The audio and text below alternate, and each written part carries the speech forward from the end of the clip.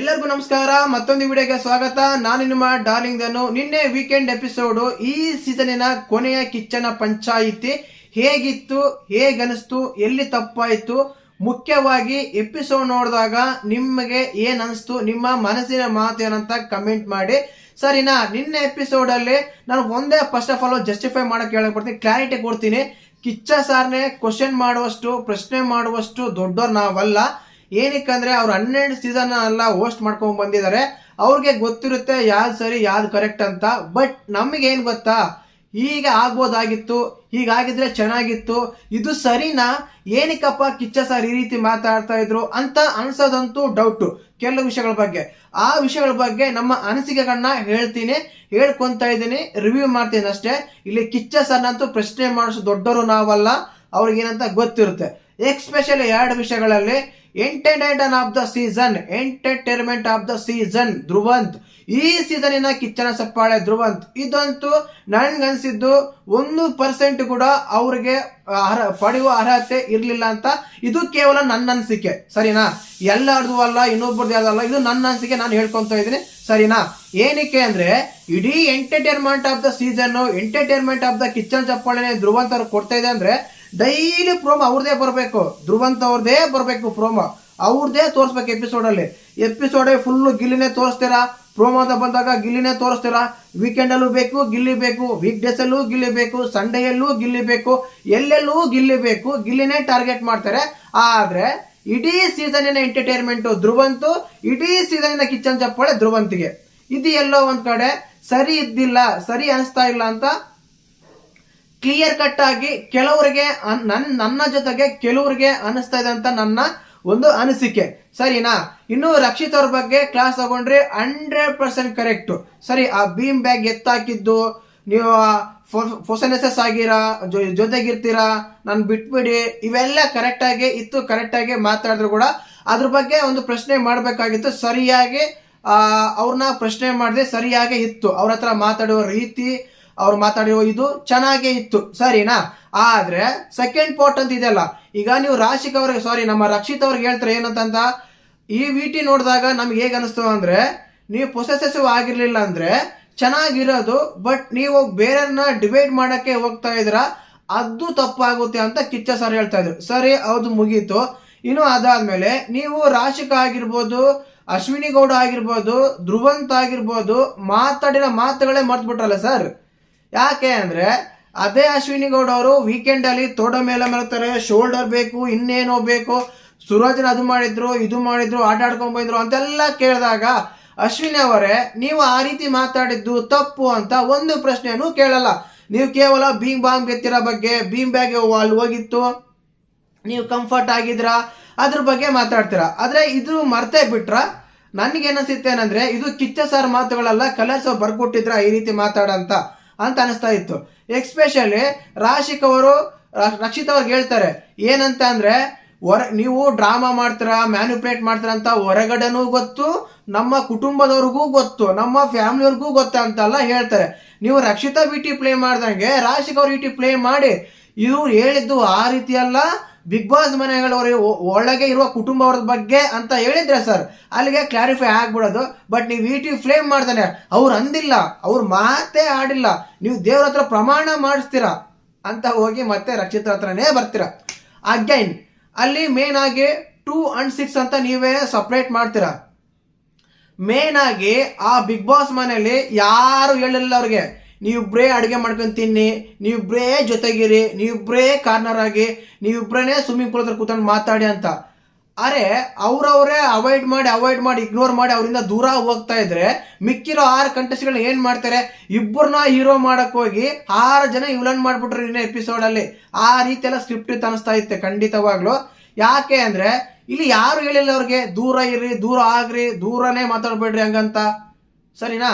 ಇದ್ರ ಬಗ್ಗೆ ಒಂದು ಏನಂದ್ರೆ, ಈಗ ಕೆಲವು ಸಲ ಎಲ್ಲರೂ ಗಿಲಿನ ಟಾರ್ಗೆಟ್ ಮಾಡಿ ಮಾತಾಡಿ ಮಾತುಗಳು ಎಲ್ಲ ಬಿಟ್ಬಿಟ್ಟು ಅವಾಗ ಏನ್ ಸಮಸ್ಯೆನೆ ಇದ್ದಿಲ್ಲ. ಇವಾಗ 2 vs 6 ಅಂತೆ ಅಲ್ಲ, ಅವ್ರನ್ನ ಸಪ್ರೇಟ್ ಆಗಿ ಗಿರ್ರಿ ಅಂತ ಹೇಳಿದಾರಿದ್ರು, ಇಗ್ನೋರ್ ಮಾಡಂತ ಹೇಳಿದಾಗಿದ್ರು. ಅವ್ರ ಹತ್ರ ಮಾತಾಡೋ ಮಾತುಗಳು, ಅವ್ರ ಕಾನ್ವರ್ಸೇಷನ್ಸ್, ಅವ್ರ ಹಿಂದೆ ನಡೆಯೋ ಘಟನೆಗಳ ಬಗ್ಗೆ ಅವರೆಲ್ಲ ಇದು ಅನಲೈಸ್ ಮಾಡ್ಕೊಂಡೆ ಅವ್ರ ಹತ್ರ ಇದ್ರು. ಅವ್ರ ಹತ್ರ ಯಾರು ಬೇಡ ಅಂದಿಲ್ಲ, ಅವರೇ ಬಂದು ಮಾತಾಡ್ತಾರೆ. ಅದನ್ನ ಬಿಟ್ಬಿಟ್ಟು ಅವರೇ ಕಾರ್ನರ್ ಆಗ್ತಾರೆ, ಅವರೇ ಸಪ್ರೇಟ್ ಆಗಿ ಹೋಗ್ತಾರೆ, ಅವರೇ ಬೇರೆ ಇರ್ತಾರೆ. ಆವಾಗ ಮತ್ತೆ ಅವ್ರಿಗೆ ಅಪ್ರಿಸಿಯೇಷನ್. ಸರಿ, ಮೇನ್ ಆಗಿ ಟಾಸ್ಕ್ ವಿಷಯಕ್ಕೆ ಬಂದ್ರು ಕಿಚ್ಚ ಸರ್. ಟಾಸ್ಕ್ ಅಂತ ಬಂದಾಗ 100% ಅಲ್ಲ 200% ಧ್ರುವಂತ್ ಅವ್ರು ಆಗಿರ್ಬೋದು, ನಮ್ಮ ಅಶ್ವಿನಿ ಗೌಡ ಆಗಿರ್ಬೋದು ಸಖತ್ತಾಗಿ ಆಡಿದ್ರು. ಧ್ರುವಂತ್ ಅವ್ರನ್ನ ಒಂದು ಕ್ವಶನ್ ಮಾಡಿದ್ರು, ಏನಂತಂದ್ರೆ ನೀವು ಅಶ್ವಿನಿ ಗೌಡ ಟಾಸ್ಕ್ ಆಡಬೇಕಾಗಿತ್ತು, ಟಾಸ್ಕ್ ಆಡಿದ್ರೆ ಚೆನ್ನಾಗಿತ್ತು ಅಂತ. ಓಕೆ, ಅದ್ರ ಬಗ್ಗೆ ಮಾತಾಡಿದ್ರೆ ತುಂಬಾ ಚೆನ್ನಾಗಿತ್ತು, ಸರಿ ಇತ್ತು, ಸರಿನಾ. ಅದೇ ರೀತಿಯಾಗಿ ಅಶ್ವಿನಿ ಗೌಡಗೆ ತುಂಬಾ ಚೆನ್ನಾಗಿ ಅಪ್ರಿಶಿಯೇಟ್ ಮಾಡಿದ್ರು, ಟಾಸ್ಕ್ ಅಲ್ಲಿ ಎಕ್ಸಲೆಂಟ್ ಹೇಳಿದ್ರು. ಐ ಥಿಂಕ್ ಓಕೆ ಸೂಪರ್ ಅಂತ ಹೇಳ್ಬೋದು. ಈ ಒಂದು ವಾರದ ಕಿಚ್ಚನ ಚಪ್ಪಾಳೆ ಅಶ್ವಿನಿ ಗೌಡಗೆ ಸಿಕ್ತು, ತುಂಬಾ ಚೆನ್ನಾಗಿತ್ತು, ತುಂಬಾ ಅಪ್ರಿಶಿಯೇಷನ್ ಎಲ್ಲ ಆಗಿತ್ತು. ಬಟ್ ಒಂದ್ ವಿಷಯ ಮಾತ್ರ ನಾನು ಹೇಳ್ದಲ್ಲ, ಇಡೀ ಸೀಸನ್ ಕಿಚ್ಚನ ಚಪ್ಪಾಳೆ ಧ್ರುವಂತ್ ಅವರಿಗೆ ಯಾವ ಕಾರಣಕ್ಕೆ ಕೊಟ್ರು ಸರ್ ಅಂತಾನೆ ಗೊತ್ತಾಗ್ಲಿಲ್ಲ. 1 ಸೆಕೆಂಡ್ ಹೇಳ್ತೀನಿ, ಅದು ಕಿಚ್ಚ ಸರ್ ಚಪ್ಪಾಳೆ. ಕಿಚ್ಚ ಸರ್ ಯಾರಿಗೆ ಬೇಕಾದ್ರೂ ಕೊಡ್ಬೋದು, ಅದನ್ನ ನಾವು ಕ್ವಶನ್ ಮಾಡೋದಿಲ್ಲ. ನಮ್ಮ ಈ ಕೊಡ್ಬೋದಾಗಿತ್ತು, ಈ ಕೊಟ್ಟ ಚೆನ್ನಾಗಿತ್ತಲ್ವಾ ಅಂತ ಕೆಲವ್ರಿಗೆ ಅನ್ಸಿತ್ತು. ಆ ಅಭಿಪ್ರಾಯನ ನಮ್ಗೆ ಹೇಳ್ತಾ ಇದ್ದೀನಿ ಅಷ್ಟೇನೆ, ರಿವ್ಯೂ ಮಾಡ್ತಾ ಇದ್ದೀನಿ ಅಷ್ಟೇನೆ. ಇನ್ನೊಂದು ವಿಷಯ, ಧನು ಅವರು ಕಾವ್ಯ ಅವ್ರನ್ನ ಕೆಲವು ಸಲ ತುಂಬಾ ಮ್ಯಾನಿಪ್ಯುಲೇಟ್ ಮಾಡಿರೋ ವಿಷಯಗಳಿದಾವೆ. ಆ ವಿಷಯಗಳನ್ನ ಇವ ವಿಟಿನೇ ಪ್ಲೇ ಮಾಡಲ್ಲ, ಅದ್ರ ಬಗ್ಗೆ ಮಾತೇ ಆಡಲ್ಲ, ಅದ್ರ ಬಗ್ಗೆ ಕ್ವಶನ್ನೇ ಮಾಡಲ್ಲ, ಸಪ್ರೇಟ್ ಆಗಿ ಎತ್ತಿಡ್ತೀರ. ಅದೇ ರಕ್ಷಿತಾ ಬಂದಾಗ ತಗೊಂಡ್ಬರ್ತೀರಾ. ಅಲ್ಲ, ಈ ಕ್ಲಾಸ್ ರಕ್ಷಿತ್ ಅವರಿಗೆ ಈ ಕೆಲವು ವಾರಗಳಿಂದನೇ ಆಗ್ಬೇಕಾಗಿತ್ತು. ಏನಕ್ಕಂದ್ರೆ ಮಾಳು ಆಗಿರ್ಬೋದು, ಮಲ್ಲಮ್ಮ ಆಗಿರ್ಬೋದು, ನಮ್ಮ ಚಂದ್ರಪ್ರಭಾ ಆಗಿರ್ಬೋದು, ಸೂರಜ್ ಆಗಿರ್ಬೋದು, ಈಗ ರಘು ಗಿಲ್ಲಿ ಇವ್ರ ಜೊತೆ ಎಲ್ಲ ಮಾಡಿರೋ ವಿಷಯಗಳೆಲ್ಲ ಅಷ್ಟೇ ಇದೆ, ಈಗ ಅದೇ ಆಗ್ತಾ ಇದೆ, ಅದ್ ಬೇರೆ ವಿಷಯ. ಇನ್ನೊಂದು ಕಾವ್ಯ ಗಿಲ್ಲಿ ಅಂತ ಬಂದಾಗ ಏನೇನೋ ಮಾಡ್ತಾರೆ, ಏನೇನೋ ಸಂಬಂಧ ಕಟ್ಕೊಂತಾರೆ, ಸಕ್ಕ ತಂಗಿ, ಅಣ್ಣ ತಮ್ಮ, ಫ್ರೆಂಡು, ಆ friend, close friend, best friend ಅಂತೆಲ್ಲ ಮಾತಾಡ್ತೀರಾ. ನಾನು ಅಷ್ಟೆಲ್ಲ ಹೇಳಿದೀನಿ, ಈಗಲೂ ಕೂಡ ಕಾವ್ಯ ಗಿಲ್ಲಿ ಜೊತೆಗೆ ಕುತ್ಕೊಂಡಿದ್ದಾರೆ. ಪ್ರತಿ ವೀಕೆಂಡ್ ಅಲ್ಲಿ ಏನ್ ಸಾರ್ ಇವರು ಪಾಪ ಗಿಲ್ಲಿ ಕಾವ್ಯನೇ ಇದು ಮಾಡ್ತೀರಾ, ಜೊತೆಗಿದ್ದಾರೆ. ವೀಕ್ ಸ್ಟಾರ್ಟಿಂಗ್ ಅಲ್ಲಿ ಅಂತ ಗಿಲ್ಲಿ ಕಾವ್ಯ ಅಂತ ಪೇರ್ ಮಾಡಿದ್ದೇ ನೀವು, ಪೇರ್ ಮಾಡಿ ಕಳ್ಸಿದ್ದೇ ನೀವು, ಜೊತೆಗೆ ಚೆನ್ನಾಗಿದೆ ಅಂತ ಹೇಳಿದ್ದೇ ನೀವು. ಕಾವು ಏನ್ ಹೇಳ್ತಾರ, ಗಿಲ್ಲಿ ಬಗ್ಗೆ ಏನ್ ಹೇಳ್ತಾರ, ಗಿಲ್ಲಿ ಕಾವ್ಯ ಬಗ್ಗೆ ಏನ್ ಹೇಳ್ತಾರ ಅಂತ ಸ್ಟಾರ್ಟಿಂಗ್ ವೀಕ್ಗಳಲ್ಲಿ ಸ್ಟಾರ್ಟ್ ಮಾಡಿದ್ದೇ ನೀವು. ಈಗ ಸಪ್ರೇಟ್ ಆಗಿ ಅಂತ ಒಂದಲ್ಲ ಎರಡಲ್ಲ 3-4 ವಾರಗಳಿಂದ ಅದನ್ನೇ ಹೇಳ್ತೀರಾ. ಅಲ್ಲ ಗುರು, ಈಗ ಅಶ್ವಿನಿ ಧ್ರುವಂತ್ ಅವರು ಜೊತೆ ಕೂತ್ಕೊಂಡು ಅಶ್ವಿನಿ ಧ್ರುವಂತ ಜೊತೆಗಿರ್ತಾರ, ಅವ್ರ ಬಗ್ಗೆ ನೀವು ಮಾತಾಡಲ್ಲ, ಜೊತೆಗಿರ್ಬೇಡ ಅಂತ ಹೇಳೋದೇ ಇಲ್ಲಲ್ಲ ಸರ್ ಅಂತ ಕೆಲವು ಕಮೆಂಟ್ಸ್ಗಳು ಬರ್ತಾ ಇತ್ತು. ಮತ್ತೆ ಈ ಕಮೆಂಟ್ಸ್ಗಳಿಗೆ ನಿಮ್ಮ ಉತ್ತರ ಏನಂತ ವಿಡಿಯೋನವರು ಕಮೆಂಟ್ ಮಾಡಿ, ಸರಿನಾ. ಆ ರೀತಿ ಅನಿಸ್ತಾ ಇತ್ತು. ಇನ್ನು ಎಪಿಸೋಡಲ್ಲಿ ಎಲ್ಲರಿಗೂ ಹೇಳ್ತಾರೆ ಆಲ್ಮೋಸ್ಟ್ ಆಲು ನಿನ್ನೆ ಹೆಚ್ಚಾಗಿ ಕ್ಲಾಸ್ ತಗೊಂಡಿದ್ದೆ ನಮ್ಮ ರಕ್ಷಿತ್ ಅವ್ರಿಗೆ ಅನ್ಸುತ್ತೆ, ಇನ್ನು ಯಾರಿಗಿಲ್ಲ. ಹೌದು, ರಾಶಿಕಾ ಅಶ್ವಿನಿ ಅವರವರ ಒಪಿನಿಯನ್ ಅವರೆಲ್ಲ ತಿಳಿಸ್ಕೊಂಡ್ರೆ ಹಿಂಗಾಗಿತ್ತು ಇದ್ರ ಭಾಗ ಆಗಬಾರ್ದಾಗಿತ್ತು ಅಂತ. ಬಟ್ ಅದ್ರ ಬಗ್ಗೆ ಕಿಚ್ಚ ಸರ್ ಏನ್ ಮಾತಾಡಿಲ್ಲ, ಅವ್ರಿಗೆ ಕ್ಲಾರಿಟಿ ಕೊಟ್ಟು ಸುಮ್ಕಾಗ್ಬಿಟ್ರು. ಬಟ್ ರಕ್ಷಿತ್ ಅಂತ ಬಂದಾಗ ಮಾತ್ರ ಅದು ಸಪ್ರೇಟ್ ಆಗಿ ಮೆನ್ಷನ್ ಮಾಡಿದ್ರು. ಕಾವ್ಯ ಗಿಲ್ಲಿ ಅಂತ ಬಂದಾಗ ಸಪ್ರೇಟ್ ಆಗಿ ಮೆನ್ಷನ್ ಮಾಡ್ತಾ ಇದ್ರು. ಖಂಡಿತವಾಗ್ಲಿ ಇದಂತ ಅನ್ಸ್ತಾ ಇತ್ತು. ಮತ್ತೆ ನಿನ್ನೆ ಎಪಿಸೋಡ್ ಬಗ್ಗೆ ತುಂಬಾ ಜನಕ್ಕೆ ಅಸಮಾಧಾನ ಇದೆಯಾ ಅಂತ ಹೇಳೋದಾದ್ರೆ, ಯಾಕೆ ಅಸಮಾಧಾನ ಅಂದ್ರೆ ಕೆಲವು ವಿಷಯಗಳು ಪರ್ಟಿಕ್ಯುಲರ್ ಆಗಿ ಕ್ವಶನ್ಸ್ ಮಾಡೋದೇ ಇಲ್ಲ, ಅಲ್ಲಿಗೆ ಬಿಟ್ಬಿಡ್ತಾರೆ. ಕೆಲವು ಮಾತ್ರ ಕರೆಕ್ಟ್ ಆಗಿ ಮಾತಾಡ್ತಾರೆ. ಸಾರ್ ಎಪಿಸೋಡ್ ಬಂದು ಮಾತಾಡ್ತಾರ, ಇಲ್ಲ ಕಲರ್ ಸರ್ ಬಂದು ಬರೆದ್ರೆ ಕೊಟ್ಟು ಮಾತಾಡ್ತಾರ ಅಂತ ಕೆಲವು ಅನುಮಾನಗಳಿಗೆ ಎಡೆ ಮಾಡಿಕೊಟ್ಟಿತ್ತಂತಾನೆ ಹೇಳ್ಬೋದು.